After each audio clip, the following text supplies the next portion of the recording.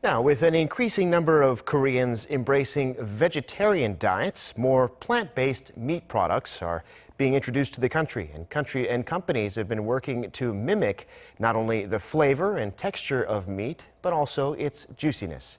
Park Se-young has this report.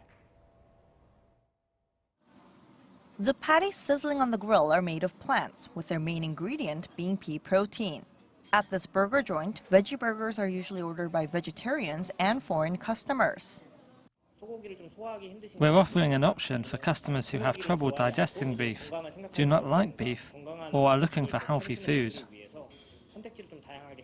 According to industry sources, about 10,000 packages of the meat-free patty product made by a plant-based food company in the U.S. were sold in just 1 month after being introduced to Korean customers in March.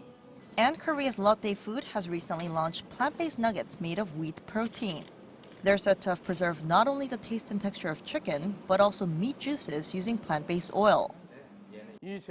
Because the nuggets are made of plant-based protein, they have high protein content and low fat and calories. They also do not contain cholesterol.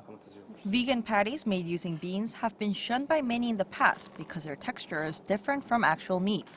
While it's still difficult for meat substitutes to resemble the actual thing, companies have been working to create a meat-like taste and texture by using vegetable protein and ingredients like fiber and yeast.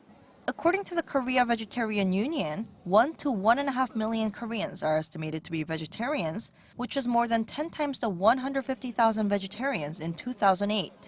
And with more people looking for food that's good for both the body and the environment, industry experts expect sales of plant-based meat substitutes to rapidly increase in the near future. Park Se-young, Arirang News.